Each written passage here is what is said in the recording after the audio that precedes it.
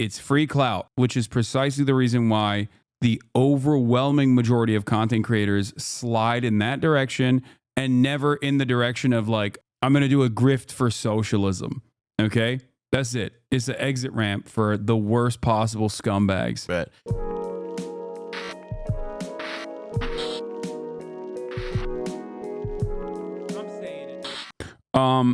Okay, but we got a lot to get into. There's so much happening. Sam Bankman-Fried actively said if he ever, got into trouble, he would go on Tucker Carlson and come out as a Republican. And here is Sam Bankman-Fried doing just that. Now, one must ask themselves this very important question. Why is it that even a guy like Sam Bankman-Fried knows how easy and how easy it is to hit the right-wing grift? Doesn't matter whatever crime you got going on. Doesn't matter what you did. Everybody knows you just hit the right-wing button and you're up. You're up good. Okay? That's it. Bro looks like shit. Yeah. It's because as a league player, he hasn't been able to play league in months because he's in jail. Yeah, that's probably what it is. Anyway, but yeah, let's get started.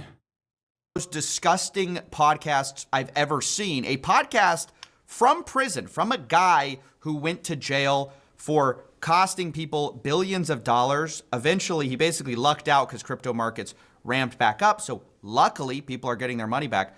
And now he's making a case that maybe he should be pardoned. Maybe he should get off. We're talking, of course, about Sam Bankman-Fried, the person behind FTX, Alameda gambling billions of dollars.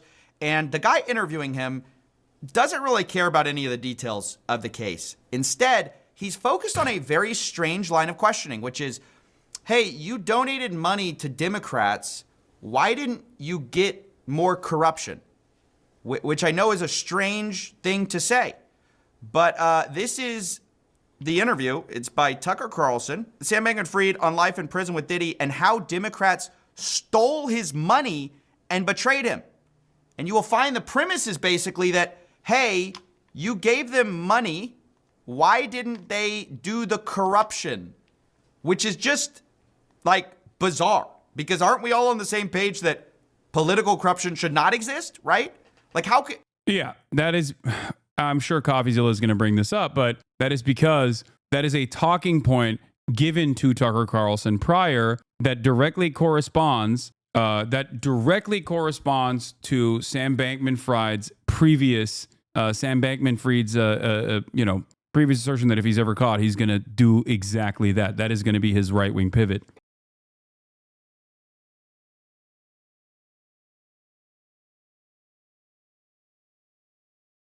Sending his cabinet secretaries a clear message. That's They're hilarious. in charge of who gets cut from their agency. Yeah, I just showed Hassan a thing about SBF getting in trouble because he did that interview with Tucker Carlson, which is part of the please, pretty please get SBF a Trump pardon campaign. Yeah. And it turns out that he did not get permission from the Bureau of Prisons to do the interview with Tucker, so he got placed in solitary for it. Yeah. Which is, by the way, like...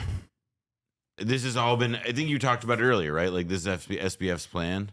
Yeah, so this is something that I was going to bring up, but Sam Bankman-Fried's plan, if he got caught, literally that he detailed out in his Google document was to go on Tucker Carlson, come out as a Republican, go with the lawyers. We're in a shitty situation. I feel really bad about that. And like most people do, they reacted poorly to difficult circumstances narrative. He like wrote it out. While public contributions show one thing, you see another thing, including super PACs. Come out against the woke agenda. Talk about how the cartel of lawyers is destroying value and throwing entrepreneurs under the bus in order to cover up the incompetence of lawyers. See, I need to emphasize that, like, I cannot stress enough how this is like there's never been more evidence that we need to make Adderall illegal. We need to not let anybody have stimulants ever again, because this is just like the most like methed out logic I can imagine. I can't help but notice that one of my most common statements is once again proven here, which is it is the easiest audience. It is the most malleable dullards on the planet.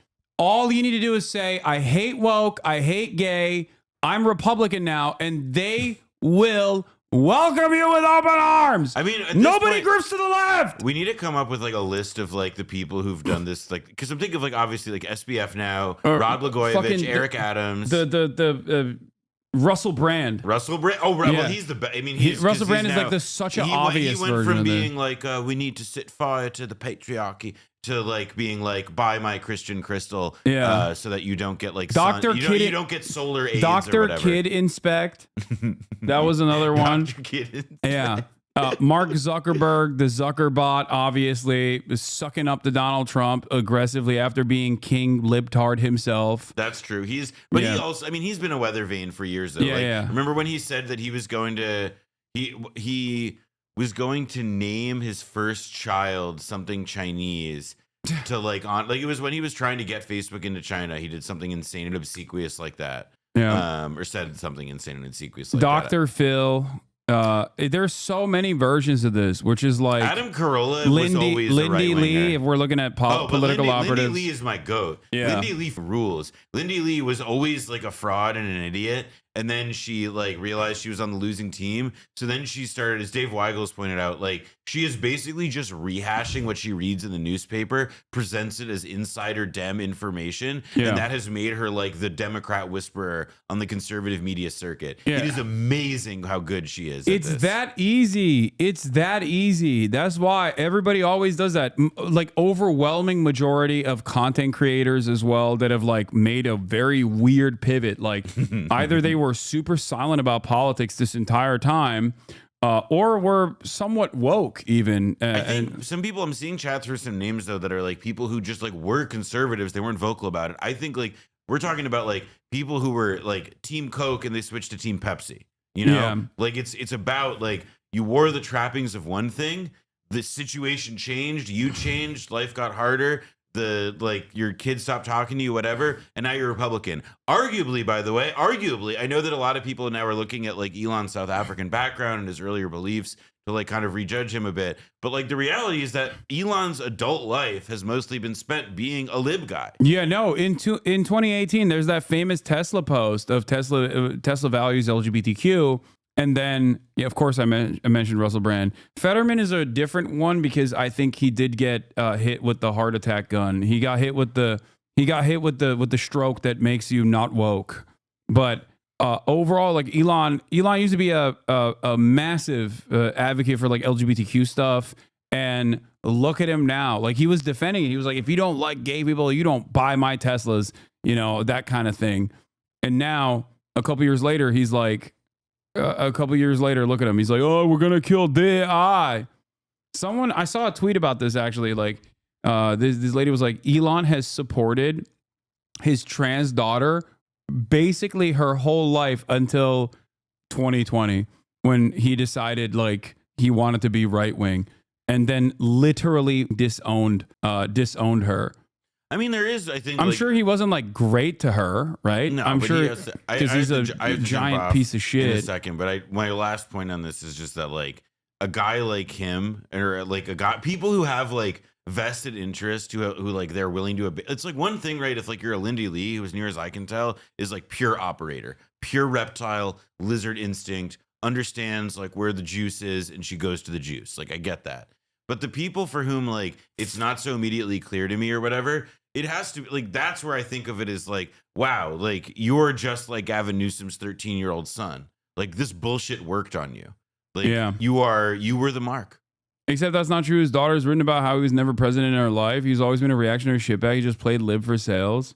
I mean, I see. Well, that's where it's like I'll say that's why I prefaced it by also saying that like people are looking at his roots now and they're calling into question. But like I emphasize like his public profile, like like he played the lib, making an electric car company. You got to do that. Being in the Bay Area at that time, like yes, tech executives are generally pretty conservative people, always have been. But like he coded as lib and didn't really seem to try like he was ever going to code conservative. It's just that then like the situation very much changed. Yeah, it's just it's a very easy market to market yourself to. That's it. And you don't have to be like particularly intelligent. You don't have to be empathetic. You don't have to be charismatic. All you need to do is say the words. That's it. Okay? It's free clout, which is precisely the reason why the overwhelming majority of content creators slide in that direction and never in the direction of like, I'm going to do a socialist, I'm going to do a grift for socialism. Okay? That's it. It's an exit ramp for the worst possible scumbags. But thank you, chat, for being way better behaved today, but still not good. Yeah. All right. Noah's out for now. All right. Peace. Oh, yeah, that's true.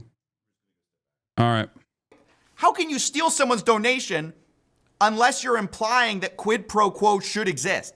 The implicit assumption here is, oh, they should have basically let you off, even if you stole billions of dollars, because you gave them money, which is insane. I mean, it's just like, what are we doing here, fellas? What are we doing? Anyway, I'll just show you. No, the other side of this also, unironically, makes the Democrats look good. Obviously, people are too stupid to understand that. But like, this logic implies that the Democrats are uncorruptible, and giving them money didn't cause Joe Brandon to actually free Sam Bankman-Fried. That's what's hilarious about this. But because people are so stupid, okay, because people are so dumb, it doesn't matter. This is something I realized during COVID, okay? When Donald Trump came out and said over and over again that Barack Obama handled the swine flu worse than he was handling COVID. The numbers literally did not add up. The numbers actually showed a very different reality. At the time, I remember talking about this and saying like, no, liberals are supposed to falsely use this as a comparison to say how much better Barack Obama is. And then the Republicans are supposed to go back and say, well, swine flu was not as contagious as COVID. But that never happened. And the reason for why that never happened is because there was no need for it. There was all you need to do at this point, because of the height of partisanship, the height of polarization that we're experiencing, all you need to do is Democrat bad. That's all you need to say. You can literally say something that they've done that unironically is good, okay? And even then, people are just like, well, it's a Republican saying something about Democrats, so obviously I'm going to interpret that as them doing the wrong thing. The clip and we'll talk about it. Big picture, without getting into like all the details of your case, but it does seem like you guys made a decision at your company to form political alliances through political donations, which is not singling you out. You're hardly the only businessman who's done that. It's actually kind of par now. It's bad though, right? We are going to say that that's bad. Trying to win political favors with money, right? But you gave so much to Democrats that I kind of thought they would rescue you in the end. Where were all your friends? Like, saying that the Democrats are fake friends to you is so funny in this regard, because it just, if you're Tucker Carlson, you don't want to give the Democrats credit. But here, Tucker Carlson is literally giving the Democrats credit for being an incorruptible force. But because of the height of political polarization, people don't understand. People, because of the height of political polarization and how stupid people are nowadays, they don't even understand what Tucker Carlson is saying here. They just go, yeah, that's right. Democrats are fake friends, I guess. Friends of the Democratic Party. They usually keep their friends from going to jail. Tony Podesta never went to jail. Why did you? Oh, it's a really good question. Obviously, I can only guess at the answer to that. I can only speculate because I'm not in their minds. The answer is it was billions of dollars of fraud. What are you talking about? Why weren't you rescued from, your billions of dollars of fraud because you gave some money to different? Isn't that what we all want? What is this? And then, by the way, my favorite part about this is the rationalization of basically Sam's going to say, well, maybe I wasn't Democrat enough. And maybe if I had been no. Yeah, the reason why he's saying that is because, once again, he spelled that out in this Google Doc. He spelled it out. While public contributions show one thing, you see another thing, including super PACs. As in, the Democrats knew that my super PAC donations implied that I was actually secretly a Republican. That's why they didn't save me. Oh, no, that's not why. You were a huge fraudster. You went to jail, as should be expected. We should all be happy about that. And to the extent there is political corruption and people aren't going to jail because they're donating, We should be targeting that as the problem, not, hey, you donated a lot of money. Why didn't you get a get out of jail free card with the FBI? But, one fact that might be relevant is, in 2020, I was center left and I gave to Biden's campaign. Like, come on. It's literally written right here. It's written right here. That's how simple this is, bro. You could just out and about say it and that's it. Like, this is not something that he revealed, okay? Note, these are all random, probably bad ideas that aren't vetted, confidential, on the top of the Google Doc, okay? This is information that was leaked to the public. Do you understand? This guy believes in nothing, by the way. I was optimistic he'd be a sort of solid center-left president. I spent the next few years in D.C. a lot. Made dozens of trips there and was really, really shocked by what I saw, not in a good direction from the administration. By late 2022, I was giving to Republicans privately as much as Democrats. And there it is. That started becoming known right around FTX's collapse. So that probably played a role. So, okay, just so we're clear, his explanation is the reason I didn't get any quid pro quo is because I also gave to the other team trying to win their quid pro quo because he was trying to hedge his bets. Remember, this is the same guy who goes, oh yeah, all you have to do is say the right shibboleths and people are going to believe it. Like, basically, you just say whatever you need to get power, which is exactly what he's doing here, by the way. He's aligned himself now he was with the left when Biden was in office. Now he's with the right now that Trump's in office because he's angling for a pardon. And why aren't we skeptically looking at that? This guy believes in absolutely zero. All of a sudden, he was left and then he was donating to the right because he wanted to get both sides. And now his explanation of like, yeah, the reason, I didn't get pardoned, which this is not why, but he's like basically saying the reason I didn't get pardoned is because it got out that I was trying to win both sides. I was trying to buy both teams, and that's the no-no. And it's just insane. This interview's like kind of implicit premise is if you don't give people like a get out of jail free card, you have stolen their money and betrayed them. Do you guys understand how insane this is? The literal chapter title is Democrats Refuse to Rescue SBF Despite His Large Donations. What are we doing? Look at the comments. A lot of people are falling for the grift. Fraud should not be political, the most contentious take. SBF isn't center left. He's just self-centered. Tucker's I'm listening to face. It's not that bad. He's 100% trying to get Trump or Elon's attention for a pardon. The void is getting blagger and blagger. They're not. Why did you say that his comments were falling for the grift, chat? No, they're not buying it at all. Oh, you mean on the Tucker video? Of course Tucker Carlson's audience is eating that. Dude, I'm going to go back to the same. Okay. I just realized you were talking about Tucker Carlson's video and the comments under the Tucker Carlson video. Yeah, no duh. Oh my God. What a shocking revelation. Tucker Carlson's fans are stupid. Oh my God. You're telling me now for the first time ever that a right-wing broadcaster's right-wing audience are a bunch of dumb hogs. Hello. I mean, yeah, you're going to see a lot more of this, by the way. America deserves the best. America gets the best when the fries are cooked in 100% beef tallow. Only available at Steak and Shake. Sayonara, Ronald. You chose the Nazi font. Old English font style is not Nazi. It's Old English. Get over the Nazi nonsense.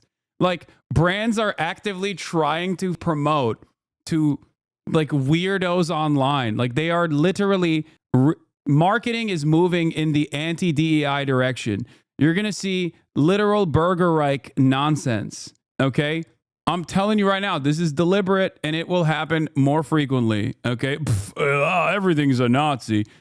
Steak and Shake endorses eating your heart out and also giving your heart out to others. Now, it's like silly stuff. It's just marketing. Does this mean that everyone at Steak and Shake is a Nazi? No, of course not. It just more so is indicative of the change in attitude where these dummies unironically do think that there is a real big market for people who believe this kind of nonsense. McDonald's used to do this and had to stop because they were literally killing their customers. Yeah, I love that. I love that we're just going to America is just going to be entirely lard. Every American's just going to be filled to the brim with lard, baby. Let's go. Fantastic. Here, fellas. And look, I've got to, look, I don't want to do this whole, by the way, I despise this politics stuff. I don't like it. I do not like it. However, we cannot ignore the fact that fraudsters are basically walking free left and right because of political contributions, and or at least it doesn't hurt them. I am, of course, talking about Justin Sun, who got charged by the SEC basically a couple years ago for pretty serious fraud claims. Market manipulation, wash trading, things that hurt like real customers. This is not some political anything. It's just like, hey, you committed fraud, or it looks like you committed fraud. We're going to go after you. That's sort of the idea that the SEC's indictment would have you believe. Now, it just so happens to be that Justin Sun, same guy who got indicted, donated a ton of money to World Liberty Financial, which is the Trump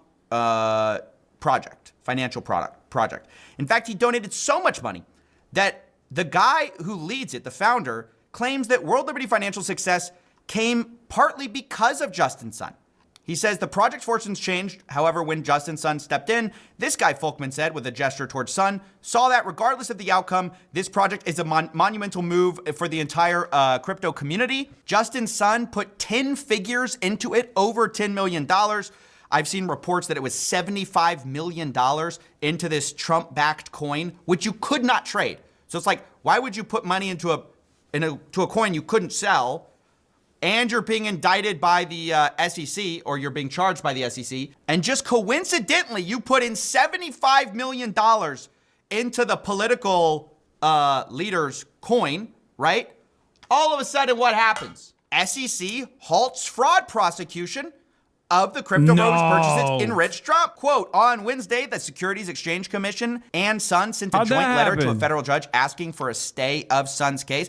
Now, did this all come because of the donations or the buying of the World Liberty Financial token? It's hard to know. I'm sure it didn't hurt, right? It's a similar type of the answer is yes. Tacit donation that Bankman-Fried made. So it's impossible not to look at this interview and compare the two outcomes. And you go like, well, are we just like selling get out of jail free cards to people? The answer is yes. Right? Again, not saying that Sun directly did that. But indirectly, if you literally are credited with like the turnaround of someone's entire crypto endeavor, and then all of a sudden you get let off being prosecuted, we have to look at that skeptically. Like, it's, come on, let's put two and two together a little bit. But it's insane to have a podcast where instead of like seeing that as the problem, like Justin Sun getting off after making one of Trump's projects very wealthy, instead of seeing that as the problem and maybe something that politically is corrupt, we go, well, why didn't you benefit from the same thing, Sam Bankman-Fried? Why did you get your money stolen? And why were you betrayed? I mean, what a backwards clown world to live in, where we're having prisoners pontificate about, well, why weren't you just like, you paid? Why didn't you get what you paid for? It's crazy. I mean, it's absolutely insane. We are in so much of the like bizarro world where we're almost like trying to make everyone feel bad for the criminals who basically didn't benefit from political corruption. You did all the right things, Sam. Can you please explain why you didn't also get out of jail? I mean, basically what we're realizing is Sam was too early. Sam was too early, and if he had just been a little bit later and he had lined the right pockets, would he have gone to jail? It's impossible to say. In fact, what's sick about this, dude, I don't know if y'all see that I'm going crazy here. I'm going a little bit crazy. I love the radicalization arc of Coffeezilla watching. Sam Bankman-Fried is now parlaying for a pardon, right? And we're all clear about that. He's basically trying to say that his prosecution was political. The irony is, what we've just established is that in some ways it's the most not political prosecution because he donated the most to the guys who were in office at the time. So actually it's not political that you went to jail, I guess. But now he's trying to say like, oh, what happened to me is maybe similar to what happened to Trump. Maybe I was politically prosecuted. Biased judges in terms of prosecutorial abuse, and in terms of sort of the politicization of the DOJ over the last decades, and I would say speeding up recently. And do you think your child is part of that story? I think that's a piece of the picture. How could it possibly be a piece of the picture? And now he's sort of going the whole, like he's aligning himself with the guys in power for the same reasons he did it the last cycle. And we're sort of credulously interviewing him on podcast after podcast with very little pushback beyond, hey, do you feel like you got cheated because you didn't get the same deal that, maybe other people have gotten where they paid their way out of their problems? Now, not only was this crazy to watch Sam say this, there's also just sort of no pushback on Sam's kind of discussion of, he's sort of asked like, oh, do you think you're the biggest criminal? Sam says no, and then there's not really any pushback because I'm not sure Tucker understands the details or cares about the details. And like, my only view is, look, interview whoever you want. But if you're going to interview one of arguably the biggest financial criminals of the last decade, you should know what he did. Like, you should know the details, right? If you're going to do journalism, instead of just being like, well, do you think you did it? No, I don't. Okay, well, I don't want to get into it. Being as honest as you can, do you think you were the biggest criminal in the crypto business? I don't think I was a criminal. So certainly the answer to that is no. I think the DOJ thinks that I may have been, but I don't share their viewpoint. Well, yeah, you're in jail. They definitely, that's their claim anyway. But I wonder, and I'm not, I've certainly criticized your business and other businesses like it in the past. And again, I'm not even getting into the details of your case because it's like Byzantine, but. No, not but. Not but. What do you mean? Hey, I'm going to ask you if you're a criminal. You say no. Well, I don't want to get into the details because it's Byzantine. What? This is double exposure for Tucker Carlson because it once again shows that he is obviously a right-wing propagandist with no interest in like the truth, right? But he's also a guy who is still very much not independent from the Republican Party and very much still operating alongside like Fox News while seemingly retaining his independent status. No independent guy is gonna, no like independent reporter Tucker Carlson is gonna go and like do this kind of defense for Sam Bankman-Fried and unveil him as a newfound right-wing guy who's attacking the Democrats. That's it. It's just so weird. And I'm just like, why does this interview exist? It's not like Sam is a darling of the right. He's trying to make himself one. I don't even understand what this piece of media is or what it hopes to achieve. And I'm just sort of frustrated because now the new playbook for scammers and people like the Tate brothers who are accused of horrendous actions is just to cry political prosecution, and it's sort of working. So it's infected my sphere of influence where I talk about scams, and these scammers are now saying, with no seeming cause, they're like, well, I'm politically prosecuted. It was all politics. And so now I feel like I have to talk about it. I can't have, Sam Bankman-Fried from prison angling for some kind of pardon with a guy who has no idea about his case. And it's just like, I have to talk about it. I don't want to talk about it. Why? It's stupid. It's stupid. This isn't a political thing. Fraud should not be political. Scams should not be a political issue. We should hate them equally on both sides. And the same is true of corruption, which is kind of a type of scam, where you get away with something for no reason. Other than you've aligned yourself, you've lined the right pockets. These should be universal issues that we all agree on. So it kind of disgusts me that I have to even talk about it, but we can't trick ourselves into like what's actually happening here. Why is Sam going on these podcasts? Also, we played this Sun interview. Why is he going on this podcast?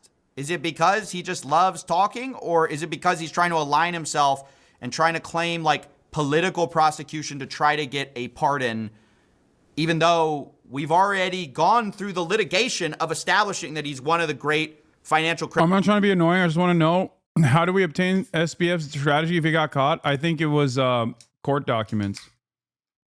Like, it was revealed in court documents. Criminals of our time.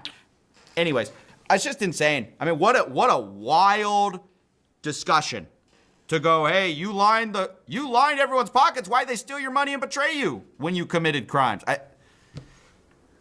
We are in a, yeah, dude, I feel like every day we sink more into this black hole, the void, you might say. Every day I'm just like hit with these insane things. That's how I feel too. I'm having to ingest it, and I'm like, every day I'm like, it can't get worse. So yeah, that's basically it. One of the more disgusting interviews I've seen, and I hope people view it outside of the polarizing lens of politics and just realize corruption is bad, and we should not accept it. It will get worse. 100%. Do you think SBA was the fall guy or Patsy? No, I don't. No, I don't. Sometimes people are the guy, and then the guy gets caught. I don't like that everything has to be a psyop. I hate it. I hate that everyone interprets everything as a psyop. No. Not everything's a psyop. Jesus Christ. The 4chanification of the internet has bricked the brains of so many goddamn people.